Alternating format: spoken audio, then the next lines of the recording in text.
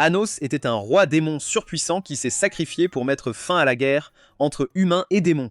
Cependant, après s'être réincarné 2000 ans plus tard, il s'inscrit à l'Académie de magie et commence à s'amuser. Il y a longtemps, Anos, le roi démon, a tué tous les dieux de l'anime et a conquis non seulement la Terre, mais tout l'univers. Avec le temps, il s'est ennuyé d'une guerre sans but contre les humains et a proposé une trêve au héros, Canon. Canon, surpris, accepte l'accord, alors Anos se laisse transpercer le cœur et promet d'être ami avec Canon lors de sa prochaine réincarnation. 2000 ans plus tard, Anos renaît en bébé dans une famille ordinaire. Le jour de l'examen d'entrée, Anos croise Misha, une candidate, et ils sont tous deux gênés par leurs parents qui leur souhaitent du succès. Juste à la porte de l'académie, un autre élève, Zepes, issu d'une famille royale, essaie de les embêter. Mais Anos ignore toutes les provocations et passe à côté de lui. Agacé, Zepes tente de les réduire en cendres avec son sort de feu, mais Anos éteint rapidement le feu d'un souffle et utilise la magie de contrainte pour le rendre immobile. Un peu plus tard, Anos arrive dans une arène pour se battre, c'est une condition pour passer les examens d'entrée. Cependant, Zepes est annoncé comme son adversaire et commence à se vanter de son armure, prétendant qu'elle résiste à la magie démoniaque. Zepes décide alors d'attaquer Anos avec l'épée légendaire de sa famille, qui augmente ses pouvoirs de 10. Mais Anos l'humilie en disant que 0 multiplié par 10 reste 0. Anos se vante ensuite de pouvoir le vaincre sans bouger ni utiliser de magie. Pour prouver qu'il ne ment pas, Anos fait saigner Zepes avec les ondes sonores de son cœur. Malgré cela, Zepes refuse de se rendre, alors Anos décide de le battre jusqu'à ce qu'il le fasse. Ensuite, il désintègre Zepes d'un coup de doigt et le ressuscite rapidement, laissant tout le monde, y compris Zepes, sous le choc. Malgré cela, Zepes refuse d'abandonner, alors Anos sourit et le malmène plusieurs fois, jusqu'à ce que Zepes supplie d'être épargné car mourir et revenir à la vie peut causer un cancer du cerveau. Après le combat, Anos va évaluer ses niveaux de magie. En voyant cela, Misha dit que c'est parce que ses pouvoirs sont si puissants, et elle le sait grâce à ses yeux démoniaques. Après le test, Anos retrouve Misha à l'extérieur de l'académie et l'invite chez lui pour célébrer sa réussite. Chez lui, Anos informe sa mère qu'il a réussi l'examen, ce qui la rend très heureuse. Anos présente ensuite Misha comme sa collègue, mais sa mère comprend mal la situation et pense qu'Anos a ramené une femme. Son père adhère à l'idée et commence à se réjouir parce que son fils est un gigachad et qu'il plaît aux filles. Après le dîner, Anos raccompagne Misha chez elle et apprend qu'elle a un tuteur car ses parents sont toujours occupés. Il apprend aussi qu'elle a une sœur aînée avec qui elle ne s'entend pas, mais cela l'inquiète. Remarquant cela, Misha lui dit qu'il a bon cœur et Anos rit car tout le monde le détestait quand il était le seigneur démon. Il propose alors de devenir ami avec Misha, mais tout à coup, Léorg, le frère de Zepes, crée une arène autour d'eux pour interrompre leur moment. Voyant qu'Anos et Misha sont piégés, Zepes s'excite et se vante qu'il va les achever. Tout à coup, Leia le saisit par le cou et l'insulte, le traitant de honte pour leur famille royale d'avoir perdu contre Anos. Puis, elle grille Zepes jusqu'à ce qu'elle soit carbonisée. Ensuite, il prépare des cercles magiques avec ses gars pour donner une leçon à Anos. Mais, à cause des yeux démoniaques intimidants d'Anos, leurs cercles magiques deviennent incontrôlables, provoquant une explosion. Léoric survit et essaie désespérément d'utiliser un sort interdit connu sous le nom de magie origine pour attaquer Anos, mais il est stupéfait lorsque le sort se transforme en poussière. À cela, Anos dit que la magie origine ne peut pas affecter l'origine elle-même, laissant Léorg sous le choc.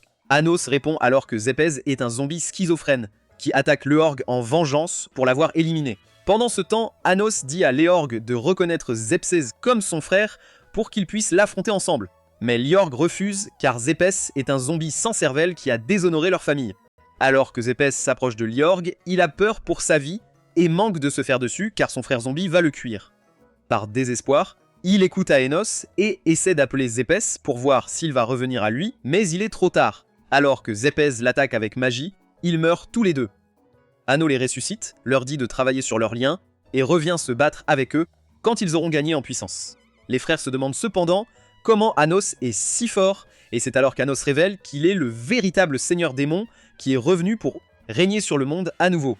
La semaine suivante, Misha informe Anos qu'il est le premier misfit de l'académie, et Anos se demande pourquoi, car il est sûr de n'avoir commis aucune erreur au test d'aptitude pour être qualifié de misfit. Comme le nom du fondateur de l'académie est interdit, Anos lit dans l'esprit de Misha et est choqué d'apprendre que son nom a été remplacé par Avos. Alors que Misha continue sa discussion, une fille nommée Sacha passe près d'eux et remarque l'étiquette d'Anos qui indique qu'il est un misfit. Peu après, Emilia, leur professeur principal, commence le cours et informe les élèves qu'elle va les diviser en 2 équipes, donc ceux qui souhaitent être leaders de ces équipes doivent se faire connaître. Elle leur rappelle également que les leaders doivent être capables de lancer la magie, Gis, qui augmentera la puissance de combat de leur équipe lors d'une prochaine compétition. Anos se porte immédiatement volontaire, mais Emilia lui fait savoir qu'il n'est pas apte à concourir car il est un hybride. Refusant de céder, Anos défie Emilia avec son contrat Zetch pour prouver que les hybrides ne sont pas inférieurs au sang pur. Alors qu'il lance le sort, Anos remarque des défauts dans le cercle magique et le redessine, doublant ainsi sa puissance. Contraint de reconnaître son talent, Emilia déclare à contre-cœur sa candidature aux élèves confus qui pensent qu'Anos est un misfit. Emilia appelle ensuite la classe à l'ordre et demande aux autres candidats de se présenter. Sacha se lève pour se présenter comme la sorcière de la destruction, tandis que Misha révèle rapidement à Anos qu'elle est sa sœur. Anos demande s'ils ont des parents différents à cause de leurs uniformes différents. Mais Misha répond que c'est à cause d'une décision familiale. Quand vient le tour d'Anos, il se présente comme le roi démon de la tyrannie et révèle que le nom actuel du roi démon utilisé est un faux. La classe finit par se diviser pour suivre leur leader. Mais seul Misha choisit le groupe d'Anos car ils sont meilleurs amis. Sacha s'approche alors d'eux et traite Misha de poupée défectueuse, sans vie, sans âme et sans volonté. Anos balaye l'insulte et informe Sacha que sa compréhension des concepts magiques doit être fragile si elle pense qu'une poupée enchantée n'a pas d'âme ni de vie. Agacé par sa déclaration, Sacha active ses yeux démoniaques de destruction, mais cela n'a aucun effet sur lui et détruit seulement le mur derrière lui. En réponse, Anos l'affronte et active ses propres yeux démoniaques, laissant Sacha sans voix. Il complimente ensuite le niveau de magie de Sacha et lui demande si elle aimerait rejoindre son équipe pour se rapprocher de Misha, mais elle répond avec colère qu'elle n'a jamais pensé à Misha comme sa sœur avant de s'en aller. Après les cours, Anos et Misha sortent de l'académie et tombent sur Sacha. Elle défie Anos en duel pour leur prochaine compétition, disant que s'il gagne, elle rejoindra volontiers son équipe. Mais si elle gagne, elle le dominera, et Anos accepte avec confiance. Une semaine plus tard, Anos et Sacha scellent leur contrat avec Zek, et la compétition commence peu après. Pendant la compétition, Anos s'approche tranquillement du château défensif de Sacha, brise ses murs avec un sort, soulève le château comme s'il s'agissait d'un morceau de papier, et commence à le faire tourner sans se soucier de Sacha et de son équipe à l'intérieur. Il frappe ensuite le château au sol, mais même dans ce cas, Sacha refuse d'accepter la défaite et suggère à son équipe d'utiliser une technique magique appelée GeoGraves. Ensemble, chaque membre maximise ses capacités uniques pour former un char blindé à petit budget, et ils tirent avec. Anos répond par un seul tir de feu qui annule leur tir et se dirige droit vers eux. Après l'impact, Anos apparaît devant Sacha, qui est stupéfaite qu'il ait effectué GeoGraves seul. Il répond qu'il a utilisé un sort de niveau inférieur à la place, et elle tombe immédiatement à genoux mais refuse de rejoindre son équipe et lui demande de l'éliminer. Au lieu d'accepter sa demande, il lui tend la main. Elle se sent si humiliée qu'elle jure de le battre quand elle sera plus forte. Il sourit simplement à sa déclaration et lui fait savoir que s'il s'agit de mort, il serait déjà mort depuis 2000 ans. Il lui dit aussi que Misha aimerait qu'elle soit dans la même équipe, alors elle accepte mais précise qu'elle le fait uniquement à cause du contrat. Elle lui demande alors s'il l'a recruté juste pour Misha, et il répond qu'en dehors de ça, il l'a fait parce qu'il trouve ses yeux très beaux, ce qui l'a fait rougir. Quelques heures plus tard, Anos emmène les 2 sœurs chez lui pour le dîner, et après le repas, il les raccompagne chez elle, heureux de les voir se tenir par la main. Arrivés à leur appartement, elles lui font leurs adieux, et alors qu'ils se retournent pour partir, il remarque Sacha qui le regarde et lui demande ce qui se passe. Sacha le remercie de l'avoir aidé à se réconcilier avec Misha, et lui demande s'il peut changer le destin. Il répond qu'il détruira un tel destin, et elle prend sa main pour l'embrasser, après quoi elle prétend que c'est juste un baiser d'amitié. Il la remercie de lui avoir donné quelque chose de précieux, mais elle devient timide et l'appelle un bâtard étrange avant de lui dire au revoir. Avant qu'Anos ne les raccompagne chez elle après le dîner, Sacha a découvert que Misha aime Anos parce qu'elle pense qu'il est gentil, mais quand Misha lui a demandé si elle l'aimait, elle a complètement nié. Elle lui dit ensuite qu'elle est contente qu'il puisse regarder dans ses yeux démoniaques sans être détruit. Elle se souvient aussi de la façon dont Misha avait l'habitude de regarder dans ses yeux quand tout le monde les évitait et s'excuse auprès de Misha de l'avoir abandonné, mais Misha dit qu'elle n'est pas fâchée. Le lendemain à l'école, Misha demande à Anos des cadeaux qu'elle peut offrir à Sacha pour son anniversaire, qui arrive le lendemain. En attendant, Sacha les interrompt en s'asseyant à côté d'eux et informe Anos que ses anciens coéquipiers aimeraient rejoindre son équipe. Il lui dit qu'il a déjà refusé la demande.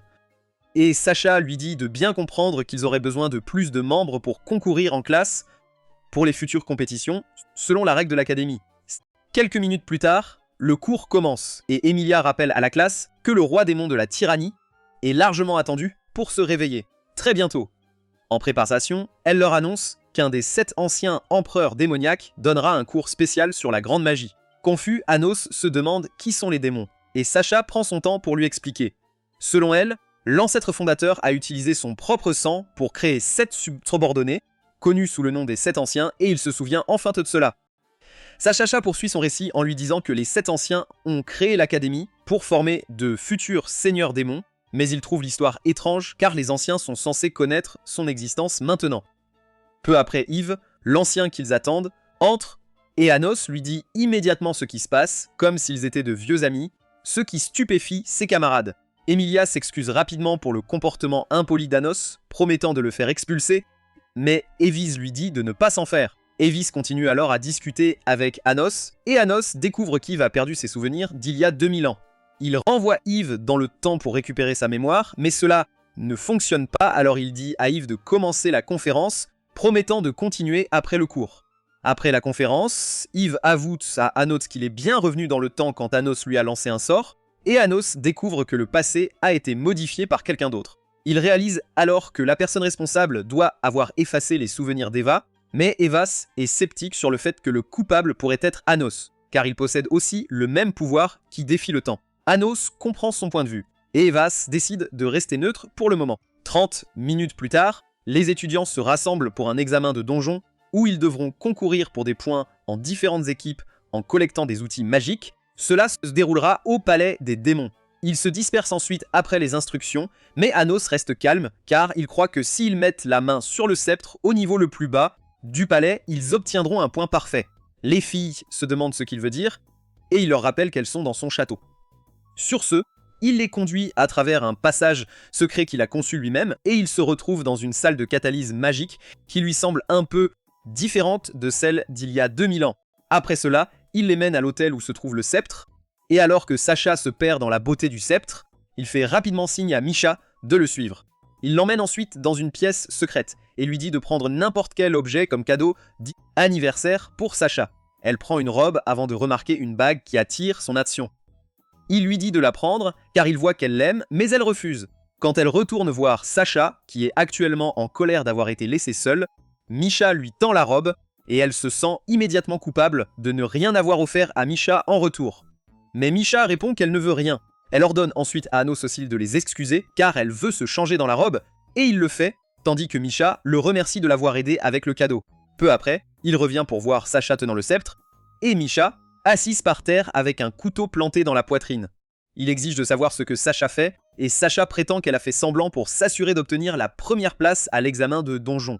Anos, cependant, ne la croit pas, car il s'attendait à ce qu'elle transforme Misha en viande hachée si elle était vraiment sérieuse. Elle révèle alors que Misha n'est né que pour être utilisé par elle, afin qu'elle puisse faire ce qu'elle veut avec Misha, et elle se moque de Misha pour toujours agir de manière pathétique, ce qui lui donne toujours la chair de poule.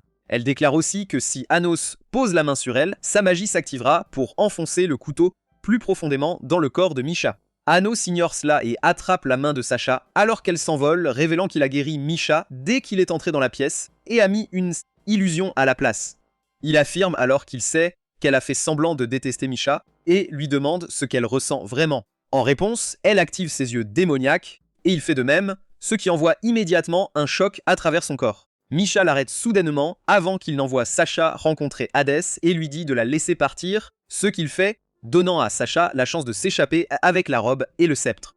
Misha révèle à Anos qu'elle disparaîtra quand elle et Sacha atteindront leur prochain âge, et que la Misha qu'il connaît n'existe pas vraiment. Anos comprend vite qu'elle devait être Sacha à l'origine, se remémorant un sort qui a séparé une personne en deux il y a 2000 ans.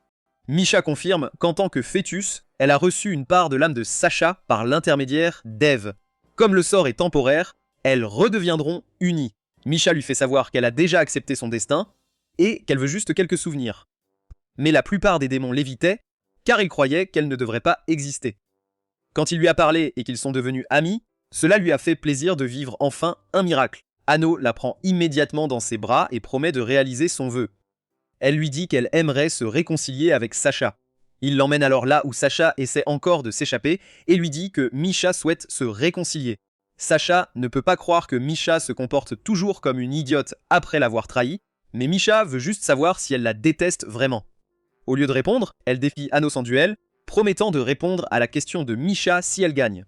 Anos accepte le duel par égard pour son courage imprudent. Peu après, Sacha commence le défi en créant 2 cercles magiques, et si Anos parvient à contrôler la magie, il gagnera le duel. Une fois terminé, elle informe Anos du cercle à contrôler pour gagner facilement, car elle n'avait jamais eu l'intention de gagner. Anos suit ses instructions et remporte le duel, lui demandant alors de répondre à la question de Mishisha. Sacha révèle qu'elle a mené des recherches depuis leur enfance pour changer le destin de Misha, mais comme elle ne trouve pas de solution, elle est prête à sacrifier sa vie à sa place. Juste à ce moment, le cercle magique s'illumine, et Sacha encourage Misha à la rejeter pour que la magie agisse. Pour la convaincre davantage, elle commence à insulter Misha pour qu'elle la déteste, mais Misha voit à travers son bluff et sait qu'elle l'aime vraiment. Elle essaie alors d'activer la magie, mais échoue car Misha a déjà pris sa décision. Les larmes aux yeux, Sacha supplie désespérément Misha de la rejeter, mais elle refuse. Misha se tourne alors vers Anos, déclarant qu'elle n'a aucun regret car elle a vécu 2 miracles. Anos, cependant, ne partage pas son sentiment car il prévoit de les sauver toutes les deux.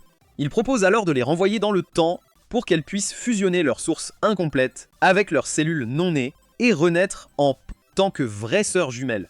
Sacha s'oppose immédiatement à l'idée car la magie est trop puissante pour elle, mais il leur assure qu'il leur prêtera une partie de son pouvoir magique. Il leur dit ensuite que pour que cela fonctionne, elles doivent l'accepter et non l'imposteur actuel comme le vrai roi démon. Elles lui disent qu'elle croit, mais avant qu'il ne puisse répondre, une épée le transperce soudainement par derrière. Apparemment, Evis, le propriétaire de l'épée, n'est pas content qu'Anos se soit transformé en sauveur des filles, car il prévoit d'utiliser leur corps fusionné pour accueillir le vrai roi démon réincarné. Anos se libère de l'emprise d'Ivus et retire calmement l'épée de sa poitrine avant de la lancer au visage d'Ivus. Ensuite, il passe aux choses sérieuses et lance un sort pour renvoyer les filles dans le temps, mais est arrêté par Hugo, le gardien du temps. Anos lui demande de détourner le regard cette fois-ci, mais il refuse, car il prend son travail au sérieux. Il guérit ensuite Yves de la blessure qu'il a subie plus tôt et lui accorde le pouvoir du temps pour anéantir Anos, pour avoir tenté de défier le feu. Anos lance rapidement Geogrease, mais ça s'arrête à mi-chemin, car le temps est figé. Yves commence alors à tester son nouveau pouvoir en frappant le bouclier qu'Anos utilise pour se protéger. Yves poignarde finalement Anos une deuxième fois, et Anos meurt pendant qu'Yves rit de sa victoire. Il commence alors à parler d'Anos qui a fui la bataille il y a 2000 ans, mais est interrompu par un Anos ressuscité. Refusant d'abandonner, Yves commence à invoquer tous les sorts de temps qu'il connaît pour arrêter Anos, qui a prouvé qu'il a 9 vies, mais il échoue misérablement. Surpris, il continue d'essayer, et les deux se disputent sur qui est le vrai roi démon.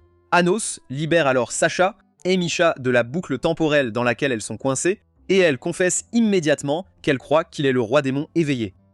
Elle voyage dans le passé pendant qu'Yves regarde, incrédule, son plan de 2000 ans s'effondrer. Anos se tourne ensuite vers Yves, brandit son épée démoniaque et le détruit.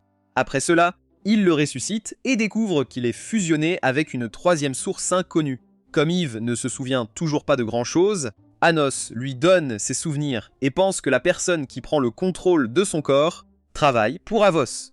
Il demande alors à Yves d'enquêter discrètement et juste à ce moment, Sacha et Misha reviennent en tant que sœurs. Voyant que son travail est fait, il rend le sceptre, car il aimerait obtenir un score parfait à l'examen, n'ayant jamais eu de score parfait auparavant. Il y a 2000 ans, Anos et son bras droit Shin ont rencontré Lingyan, le grand esprit de l'eau. Shin lui a dit de ne pas se soucier d'un tel parasite, et il a accepté de lui laisser la tâche, promettant de lui accorder un vœu Sylvain Lingyan d'un coup. Shin a alors démantelé Lingyan en quelques secondes, puis a demandé la permission de se réincarner, ce qu'Anos a accepté. Juste à ce moment-là, Kanan s'approche d'eux pour un duel, et Anos suppose que Reno doit être proche puisqu'elle est liée à Kanan, alors il demande à Shin de la trouver pendant qu'il s'occupe de Kanan. Dans le présent, Emilia annonce qu'un nouvel élève, pur sang et réputée pour ses compétences à l'épée, les rejoindra le lendemain. Elle révèle ensuite que le sceptre récupéré par l'équipe d'Anno la veille a été volé et elle n'a pas pu l'évaluer avant l'incident, donc ils reçoivent temporairement un score de 70 jusqu'à ce que le coupable soit trouvé. Sacha s'y oppose immédiatement, mais Amelia refuse, tandis que les autres élèves soupçonnent Anos. Misa, une camarade de classe, défend cependant Anos, arguant que les pur-sang ne se seraient pas traités aussi sévèrement, mais Emilia lui rappelle que ces campagnes unitaires sont interdites sur le campus. Anos prend les choses en main et expose lui-même le vrai coupable en récupérant l'épée d'un camarade qu'il avait cachée. Il la remet ensuite à Emilia et lui conseille de mieux faire la prochaine fois qu'elle essaie de les saboter. Après le cours, Misa rencontre Anos et lui parle des unitaires, dont le but est de former une société juste au lieu d'une où les pur-sang méprisent les hybrides. Elle l'invite ensuite à venir les voir, affirmant qu'il croit qu'il est le vrai roi démon. Elle parle aussi de Boren, un membre des Septanciens, qui fait partie de son club, et Aenos devient intrigué. Peu après, Misa emmène Aenos, accompagné de Sacha et Misha, dans un endroit appartenant à l'Union des fans d'Anos, un nom qu'ils ont inventé pour garder leurs actions unitaires secrètes. En entrant, les élèves voient Anos et deviennent immédiatement ébahis, comme s'il était une célébrité. Après tout ce tumulte, Misa montre à Anos et aux autres une épée qu'elle a reçue en cadeau de son père. Elle révèle ensuite qu'elle est mi-esprit, car sa mère était un esprit et son père un démon. Mais sa mère est décédée après sa naissance, et elle n'a jamais rencontré son père. Elle pense que son père est un pur-sang, et cela causera des problèmes si on découvre qu'un pur-sang a des enfants avec des hybrides. Comme son père lui a offert la moitié de l'épée, elle croit qu'il a l'autre moitié, et espère qu'un jour pur-sang et hybride s'uniront. Elle supplie Anos de laisser son union rejoindre son équipe, et il accepte à condition qu'ils fassent leurs preuves. Le lendemain, à l'école, les élèves ont du mal à tirer l'épée magique enfoncée dans le sol pendant leur cours. Pendant ce temps, Gios et Idor, parmi les 7 empereurs démons, les interrompent pour leur dire qu'ils sont prêts à entraîner quiconque réussit à tirer l'épée pour le prochain tournoi. Anos tire alors une épée avec son esprit, et Gaios lui annonce qu'il l'entraînera. À ce moment-là, Lei, un autre élève, tire son épée, et il réalise qu'il est le nouvel élève transféré.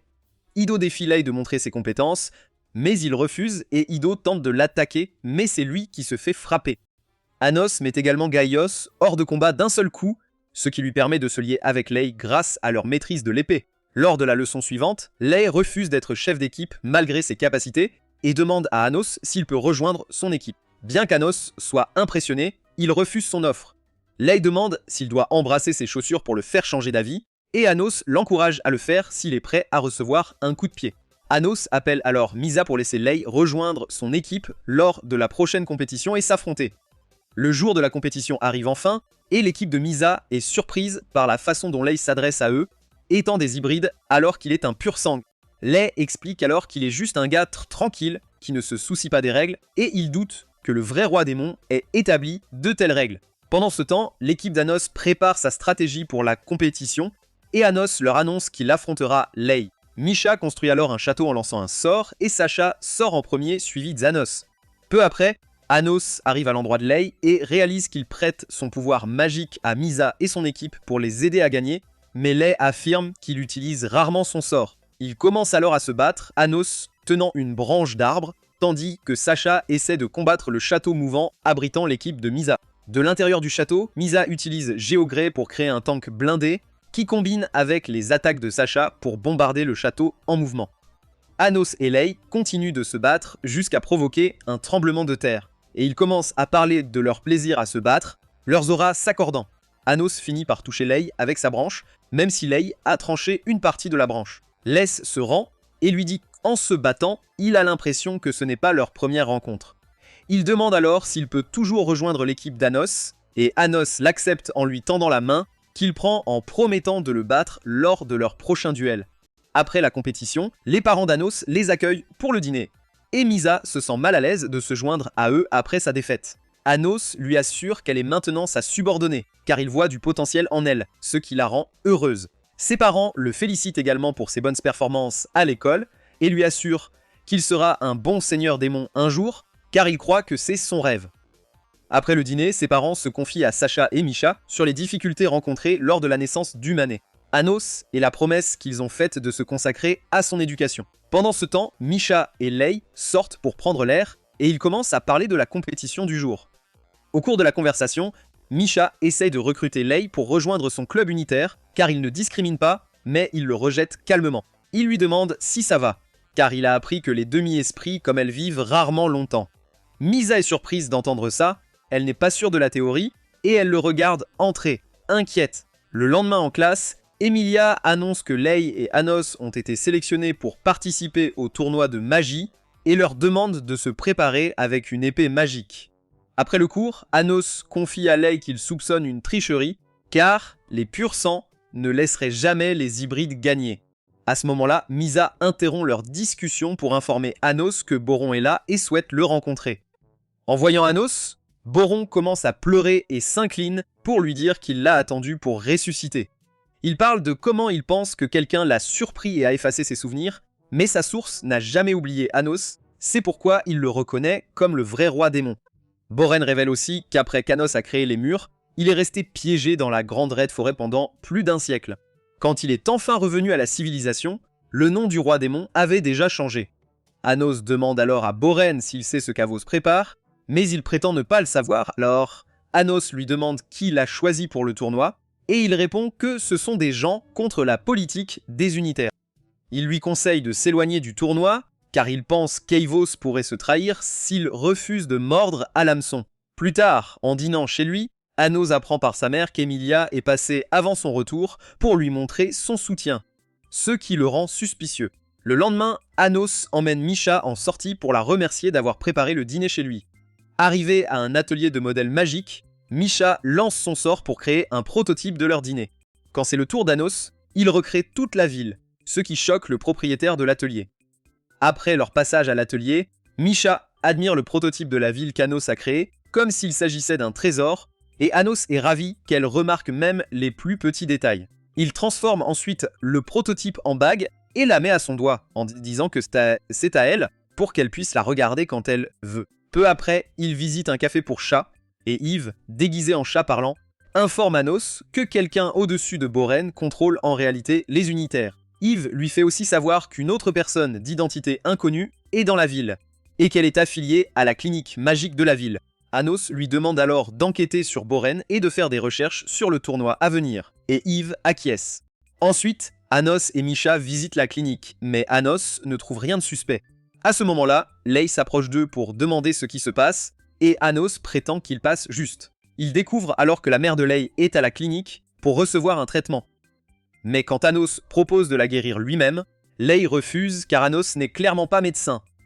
En les quittant pour entrer dans la clinique, Anos lui dit rapidement qu'il peut sauter le tournoi, et il répond qu'ils régleront leur compte une autre fois. Misha soupçonne que Lei semble différent de d'habitude, et Anos pense à envoyer Yves pour enquêter sur lui aussi. Le jour du tournoi, Yves lui donne des nouvelles récentes de ses découvertes. Apparemment, Boren n'a rien à voir avec le tournoi, mais Gaios et Idor semblent impliqués et veulent qu'Anos tombe dans un piège qu'ils ont tendu. Il apprend aussi que la mère de Lei a une maladie extrêmement rare connue sous le nom de maladie spirituelle. Il se tourne alors pour retourner à l'arène, déterminé à ne pas participer au tournoi. Peu après, l'adversaire d'Anos, Kurt, qui est le précédent gagnant du tournoi, et le frère d'Emilia, entrent dans l'arène. Mais quand Anos est appelé, il refuse de participer. Cela provoque un tollé parmi les élèves de sang pur, qui commencent à se moquer de lui, le traitant de hybride lâche. Mais sa mère, qui est aussi dans la foule, s'énerve et commence à louer Anos à voix haute pour ses qualités exceptionnelles. Juste à ce moment-là, le père d'Anos arrive en courant dans les coulisses pour lui donner une épée magique sur laquelle il a travaillé pendant des jours. Ce geste le fait changer d'avis et il décide de participer pour rendre ses parents fiers. Alors que le combat entre Anos et Kurt progresse, le fan club d'Anos se transforme en Pom-Pom Girls et commence à chanter pour l'encourager. Anos finit par battre Kurt et souligne fièrement que le combat n'a duré qu'une minute, tandis qu'Emilia devient aveuglée par la rage en regardant le combat. Après son combat, Anno regarde le suivant dans la salle d'attente et voit que Lei a gagné le round. Mais la façon dont Lei est annoncée lui fait réaliser qu'il travaille maintenant pour les sangs purs. Quand Lei entre finalement dans la salle d'attente, Anos le confronte sur sa décision, mais Lei lui rappelle froidement qu'il est un sang pur et jure de battre Anos s'ils se rencontrent en finale. En entendant cela, Anos décide de provoquer Lei, et alors qu'il s'attaque, Anos frappe directement la poitrine de Lei. Il se relâche ensuite, promettant de se retrouver en finale pour le deuxième round. Cependant, Anos découvre pendant leur combat que Lei est retenue en otage par une épée magique contractuelle qui a tendance à se détruire sa source dans certaines conditions, et il se demande si cela a un lien avec sa mère à la clinique. Après avoir gagné son prochain match pour avancer en finale, son fan club et ses parents le félicitent pour son bon travail. Il annonce ensuite qu'il va sortir pour une course personnelle et sa mère propose de porter son épée. Il refuse d'abord parce que l'épée est lourde, mais après que sa mère continue de le convaincre, il la dépose avec elle, et son fan club promet aussi de s'en occuper. Ensuite, il se téléporte à la clinique avec Misa pour vérifier l'état de la mère de Lei. Alors qu'il la regarde, comme s'ils avaient un diplôme médical pour comprendre sa condition, Anos réalise que la mère de Lei est une demi-esprit comme Misa, ce qui signifie qu'elle a probablement adopté Lei puisqu'il est un sang pur. Juste à ce moment-là, la mère de Lei se réveille de son sommeil et reconnaît Anos comme un ami dont Lei lui avait parlé. Au cours de leur discussion, Anos découvre que Lei a conclu un accord contractuel avec les sangs purs en échange du traitement de sa mère à la clinique, alors il lui demande de l'éclairer sur sa maladie pour l'aider. En passant, Anos apprend d'elle que Lei aimait le maniement de l'épée quand il était jeune, mais s'ennuyait toujours parce qu'il gagnait tout le temps. Depuis que sa mère est tombée malade, il est devenu de plus en plus seul. Elle implore donc Anos de libérer Lei et de ne pas le laisser se battre de manière malhonnête lors du combat final. Elle parle aussi de son manque de désir de vivre si cela empêche d'aider Lei, et une Misa au cœur tendre commence à demander à Anos s'il y a un moyen de l'aider. Anos répond qu'il ne connaît pas assez bien sa tradition, donc il sera difficile de la guérir complètement, et Misa propose rapidement de partager sa source de pouvoir, puisqu'elles sont toutes deux demi-espèces. Il crée alors un nouveau sort magique qui pourrait effacer Misa et la mère de Lei si on n'y prend pas garde. La mère de Lei avertit Misa de ne pas aller jusqu'au bout du plan, mais elle refuse car elle croit qu'Anos fera du bon travail, alors elle commence le processus. Pendant ce temps, la mère d'Anos et le fan club d'Anos rentrent chez eux, mais sont soudainement interrompus par Emilia, qui veut que l'épée d'Anos lui soit donnée. Cependant, la mère d'Anos refuse de lui donner l'épée parce qu'Anos lui a fait confiance. Emilia décide alors de prendre l'épée par la force en lançant un sort pour attaquer la mère d'Anos. Elle s'en prend ensuite à l'union des fans et la mère d'Anos n'en revient pas qu'Emilia traite ses élèves ainsi. Emilia lui fait vite savoir qu'elle ne considère pas les hybrides comme ses élèves, mais comme des voleurs qui écoutent ses cours. Elle essaie alors de frapper à nouveau la mère d'Anos pour voler l'épée, mais l'union des fans met immédiatement une barrière et supplie la mère d'Anos de s'échapper avec l'épée. Elle continue de les frapper, mais l'union des fans refuse de céder, ce qui l'énerve encore plus jusqu'à ce qu'elle transforme les innocentes en cendres. Après cela, elle s'en prend à la mère d'Anosos, mais Anos apparaît rapidement pour l'arrêter. Il immobilise Emilia avec ses mots et guérit sa mère et l'union des fans. Il demande aussi le nom de chaque membre de l'union des fans et promet de ne jamais oublier leur nom tant qu'il vivra, car il leur est redevable de protéger sa mère. Ensuite, il téléporte Emilia dans l'arène et la poignarde avec une épée, lui infligeant une blessure mortelle. Il l'humilie ensuite en la faisant supplier pour sa vie, et en lui faisant reconnaître ouvertement qu'il est le véritable roi démon de Tyrion. Mais même si elle se plie, il l'élimine car il pense qu'elle ment. Comme si cela ne suffisait pas, il la ressuscite immédiatement en tant que ce qu'elle méprise. Elle essaie rapidement de mettre fin à ses jours, car elle ne peut imaginer vivre en hybride, mais il lui fait savoir qu'il a placé une malédiction sur elle, pour qu'elle soit toujours ressuscitée en hybride à chaque fois qu'elle meurt. Il l'encourage alors à essayer de voir les choses sous un autre angle maintenant qu'elle est une hybride avant de prendre congé. De retour à l'hôpital, Lei empêche soudain Misa de partager son pouvoir avec sa mère, juste au moment où sa mère l'appelle. Il court rapidement à ses côtés, promettant de gagner. Mais sa mère lui dit simplement de vivre sa vie comme il l'entend. Il prend alors congé juste au moment où Anos se téléporte dans la pièce, et il regarde rapidement par la fenêtre pour voir Lei s'éloigner. Tacite. Le lendemain, Anos et Lei s'affrontent en finale avec l'union des fans et les parents d'Anos, qui l'encouragent. Avant que le combat ne commence officiellement, il est annoncé que le combat se déroulera sous des règles spéciales. Anos et Lei reçoivent tous deux des bracelets à porter sur leurs bras, et si les bracelets sont détruits pendant le combat, cela sera compté comme une défaite. Anos apprend aussi que s'il finit par vaincre Lei, la source de Lei sera anéantie par l'épée magique contractuelle. Il commence alors à se battre, mais Lei se poignarde avec l'épée contractuelle dans la poitrine. Comme il ne peut pas guérir sa mère, il pourrait tout aussi bien violer le contrat et se donner à fond dans le combat jusqu'à ce qu'il meure à cause de cette violation. Anos suggère alors qu'ils se battent uniquement pour eux-mêmes, et ils commencent le combat, tandis que la foule se plaint de la rapidité de leurs échanges. Alors qu'ils continuent de se battre, Lei porte le premier coup au bras d'Anos, et il riposte en frappant Lei sur le côté. Peu après, Lei tranche les bras d'Anos juste au moment où Anos le poignarde dans la poitrine.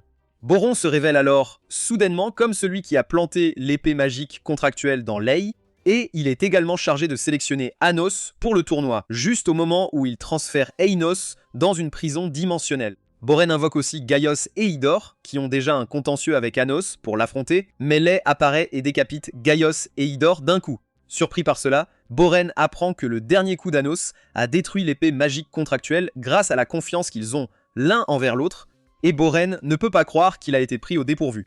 Cependant, Boren refuse de reculer, il a encore la mère de Lei comme otage. Il demande alors à Lei de jurer fidélité au Pureblood en échange de la libération de sa mère, mais Anos l'encourage à l'achever à la place. Lei distrait Boren avec son épée et saute dans la dimension où se trouve sa mère. Confiant, Boren révèle les murs qui divisaient le monde en 4 parties il y a 2000 ans, lorsque Anos s'est sacrifié, et attaque Anos en entrant dans un espace absolu que seul lui peut pénétrer. Il se positionne comme dans une salle de surveillance, observant Anos et Lei, qui luttent pour sa vie avec sa mère. Pendant ce temps, Lei et Anos discutent d'une stratégie pour vaincre Boren et s'échapper de cet enfer. Mais quand ils mettent finalement la stratégie en œuvre, elle échoue. Lei commence à s'excuser de manquer de force pour continuer, et juste à ce moment, sa mère l'encourage. Elle se transforme alors en son véritable moi, une épée qu'il peut utiliser pour vaincre Boren, malgré ses supplications. Avec une force retrouvée, il tranche avec colère à travers le pouvoir de Boren, en se remémorant les moments passés avec sa mère, jusqu'à ce qu'il coupe son espace absolu, laissant une égratignure sur le visage de Boren. Ensuite, l'épée se transforme à nouveau en sa mère, qui lui déclare son amour avant de disparaître. Alors qu'il commence à pleurer, Anos l'interrompt rapidement pour lui dire de garder ses larmes pour un autre jour, car ils doivent encore affronter Boren s'il veut vraiment venger sa mère. Pendant ce temps, ce Boren se vante d'avoir encore des réserves, juste avant qu'Anos n'apparaisse derrière lui grâce à l'égratignure sur sa joue. Boren le piège rapidement dans un silo pour éviter d'être son dîner avant de le faire exploser, mais il est extrêmement choqué de le voir survivre à l'attaque. Anos invoque alors son épée et l'attaque, mais il esquive la frappe pour s'échapper, seulement pour que ses jambes soient soudainement coupées, le laissant confus. Il apprend alors que l'épée d'Anos anéantit toutes les lois, donc esquiver l'attaque de l'épée ne signifie pas qu'il ne sera pas touché. Boren tente alors une autre attaque pour empêcher Eanos de l'approcher en mettant en place plusieurs barrières en verre, mais Eanos les tranche toutes avec aisance.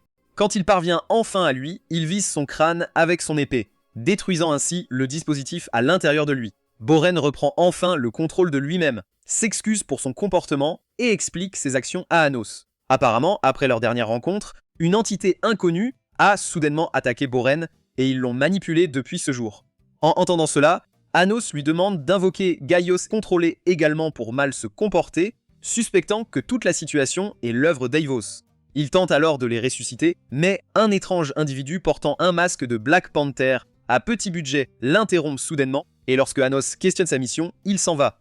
Anos demande à Boren de ressusciter Gaios et Idor, et de défaire la prison dimensionnelle pour qu'ils puissent revenir dans le monde réel.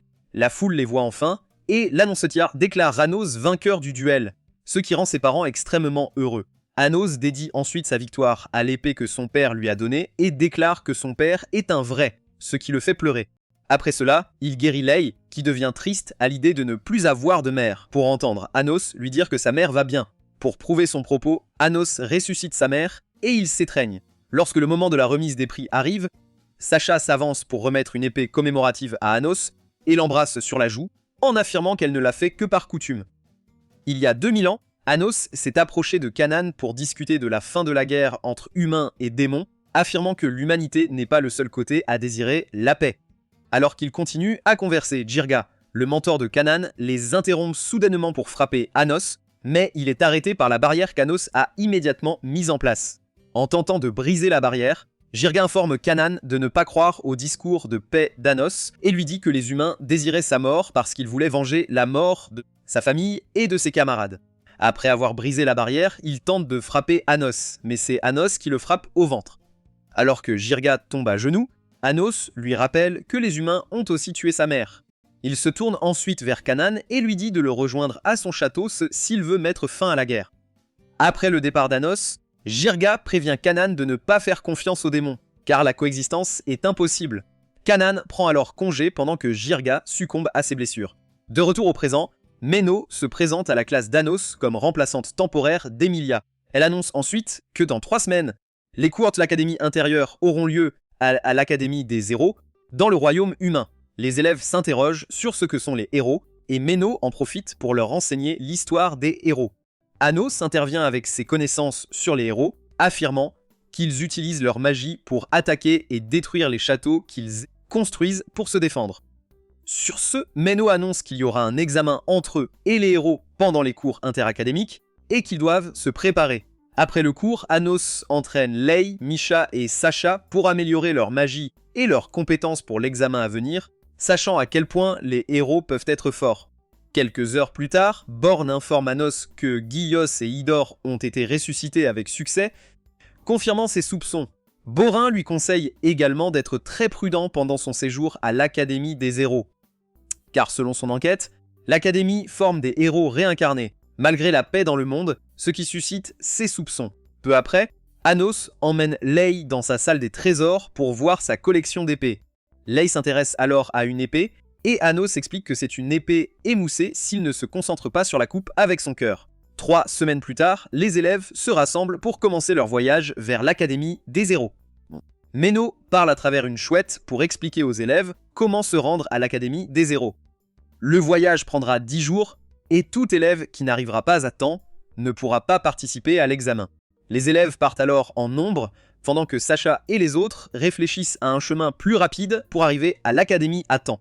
Ano les interrompt et les téléporte directement à l'Académie, ce que Sasha n'apprécie pas, car cela enlève tout le plaisir du voyage. Avec du temps libre, le groupe se sépare pour faire quelque chose en attendant, et Sasha accompagne Anos pour enquêter sur ce que Boren lui a dit lors de leur dernière rencontre. En marchant dans les rues animées, Sasha avertit Anos de ne pas causer de problème, car ils ont encore des cours à suivre. Arrivé à la porte de l'Académie, Anos tente de forcer l'entrée, ignorant son discours sur le bon sens, mais il est arrêté par Eleanor, une étudiante de 3e année. Eleanor apprend qu'ils sont des élèves de l'Académie des démons intrigués par les légendes des héros, et elle décide de devenir leur guide. Elle les emmène ensuite à la bibliothèque de l'Académie, où elle recommande un livre à lire pour en savoir plus sur les héros. Elle leur dit que le livre contient l'histoire de la façon dont Kanan a vaincu le roi démon de la tyrannie, ce qui touche une corde sensible chez Sasha. Confuse, Eleanor répond que c'est un fait connu, ce qui pousse Sasha à demander avec colère qui a construit les murs qui ont divisé le monde, il y a 2000 ans. Eleanor répond que Kanan l'a fait pour protéger les humains des démons, et elle précise avec colère que le roi démon de la tyrannie en est responsable. Ano l'interrompt bientôt et lui dit de se calmer, car ils doivent laisser croire que Kanan a éliminé le roi démon pour que la paix règne.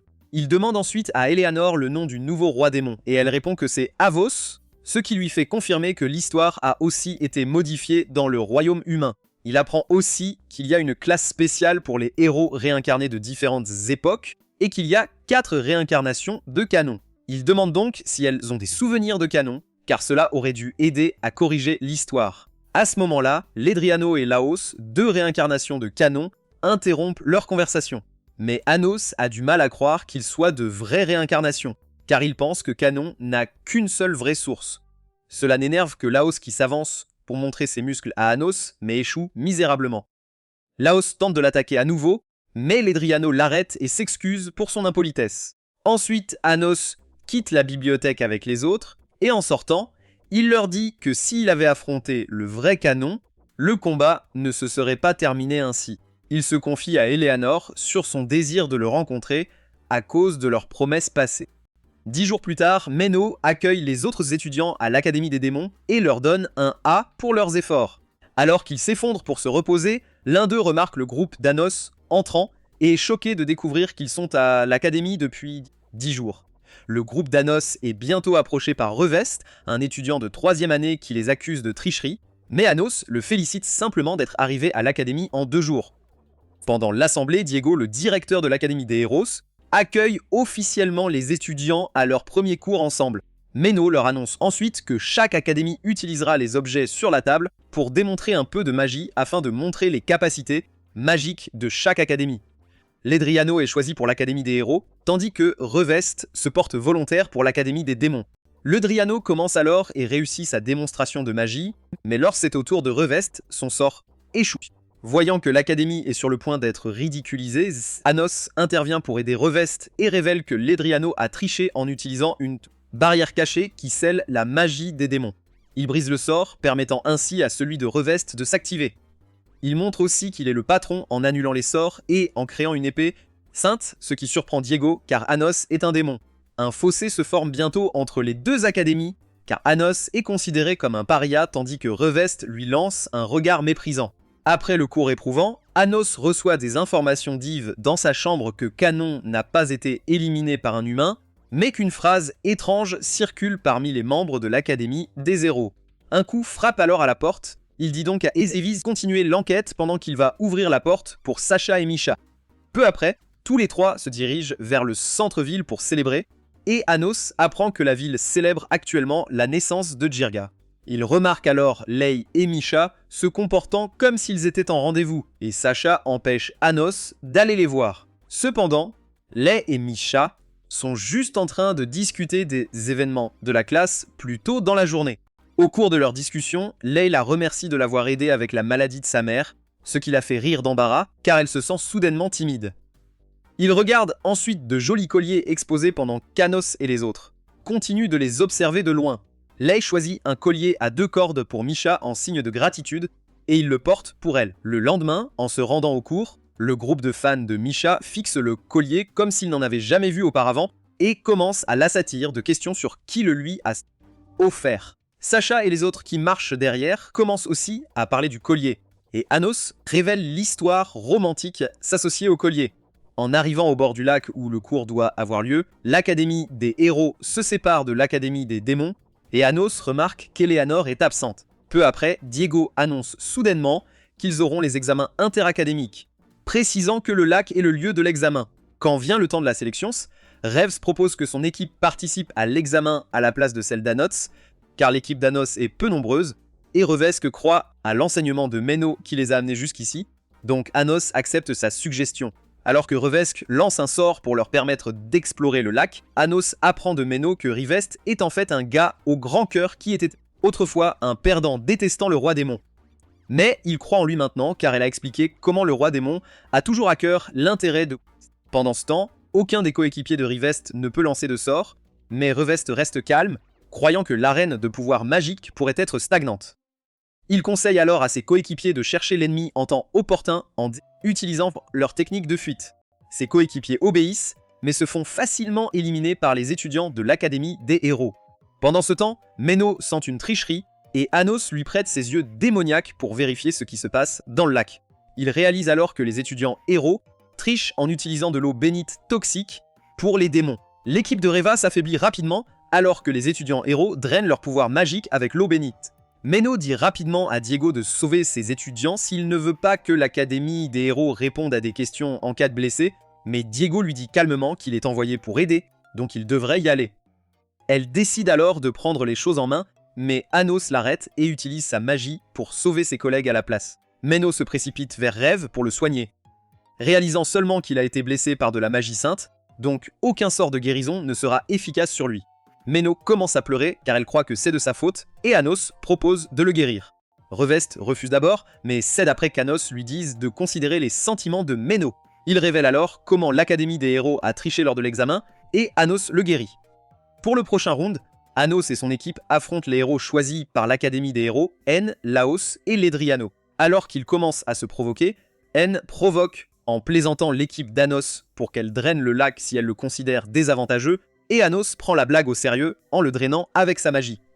Bien que Diego veuille annuler l'examen, l'équipe des héros et Meno insistent pour continuer avec Ledriano, pleinement confiants de gagner, car ils ont encore une carte cachée, que l'équipe des héros crée un château saint pour établir une stratégie de défense. Un murmure sinistre résonne alors dans l'esprit de l'équipe des héros, leur demandant spécifiquement d'éliminer les démons, et l'envoie vers l'équipe des héros, seulement pour qu'ils soient déviés par une barrière et détruits par une fille armée d'une épée. Anos réalise que cela va être un peu plus difficile que prévu car la barrière protégeant actuellement l'équipe des héros peut affaiblir leur pouvoir tout en renforçant celui de l'équipe des héros, donc ils devront d'abord éteindre la barrière. De la barrière car les vaincre est aussi facile qu'un cheesecake. Misha informe Aske que le château est terminé. Les deux commencent à s'affronter jusqu'à ce qu'il s'étouffe avec son sang, sentant que quiconque touché ne peut être guéri. Bien qu'elle soit choquée qu'il puisse bouger dans sa barrière, elle régénère sa main et le défie d'utiliser une fausse épée. Il prend alors son épée pour briser la barrière. Annie n'en revient pas que son épée fonctionne contre elle, tandis que Lei s'approche, promettant de ne l'infliger. Impressionné par la perception d'Anos, Ledriano invoque son épée alors que Zechia tente d'attaquer Anos, mais il la surpasse sans effort. Plein de confiance, Zechia attaque Anos, qui met immédiatement une barrière. Ledriano participe aussi à l'attaque du sort. Ledriano est incrédule, car le sort ne peut être créé qu'avec amour.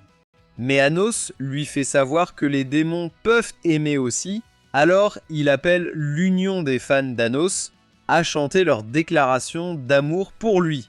Bien que son pouvoir écrase les combats avec Anos, tout comme ciel illuminant tout l'endroit. À la grande déception de Lei, elle obéit. Une fois là-bas, Diego l'attaque avec un sort et commence à la poignarder par vengeance. Misha lui dit faiblement qu'il enfreint les règles de l'examen, mais il s'en moque, et avant de la poignarder sur les motivations de l'Académie des héros. Dédouant qu'il est l'auteur de la voix sinistre, Anno le transforme en monstre démoniaque. Diego tente alors de pousser ses élèves à attaquer, lui arrache aussi son orbe source, lui explique la vraie nature du canon, puis écrase son orbe, l'éliminant ainsi. Peu après, il porte une Misha affaiblie au fond du sanctuaire, où il trouve Eleanor enfermée dans un orbe et apprend qu'elle est magique. Il forme les humains en magie, ce qui lui fait réaliser qu'elle est derrière la guerre à lancer sur les élèves sans les blesser. Eleanor propose de l'aider si Anos la libère de son orbe. Il accepte, et elle dissipe immédiatement le sort. Après avoir accompli sa tâche, Eleanor explique la vraie nature de l'Académie des héros, qui implique de cloner des humains. Ainsi, si un élève meurt, il y a déjà quelqu'un d'autre prêt à le remplacer. Plus que cette trahison a probablement découragé Jirga de se réincarner. Anand confirme également que l'autre sort de Jirga, c'est elle, mais elle est un échec car elle ne ressent aucune haine, donc son seul rôle est de créer des clones et rien de plus. Elle demande ensuite qu'ils la détruisent, car elle pense que les jeunes qu'elle produit doivent la haïr puisqu'elle ne se fait que les préparer pour le dîner. Ils se retrouvent aspirés dans un trou noir. Anos demande alors le nom du gars à la panthère noire, et il se présente comme Avos, le roi démon de la tyrannie. Cependant, Lei la rassure en disant qu'il ira bien et prend une moitié de son collier en promettant de le lui rendre. Le lendemain, Enos doit se concentrer sur le soutien de l'arrière-garde, tandis que Lei et Misha doivent démanteler les troupes à l'est pour les empêcher. Les soldats pensent d'abord que c'est l'œuvre de Diego, mais Anos les interpelle et leur dit de transmettre à Ewos que lui est le véritable roi démon. Ewos crée un tremblement de terre pour les faire tomber. Il y a 2000 ans, après que Lei ait été éliminé sur les ordres de Jirga, il a appris que 2000 ans dans le futur, Jirga avait prévu de tuer Anos lui-même une fois qu'il aurait repris son pouvoir en tant que roi démon. Pour empêcher cela, Lei a utilisé le pouvoir de son épée pour annuler ce destin et réécrire lentement l'histoire, créant un faux seigneur démon connu sous le nom d'Avos. Lei déclare alors que son intention est que les Evos soient tués par les humains afin d'apaiser la haine instillée par le défunt Jirga et de se racheter auprès d'Anos.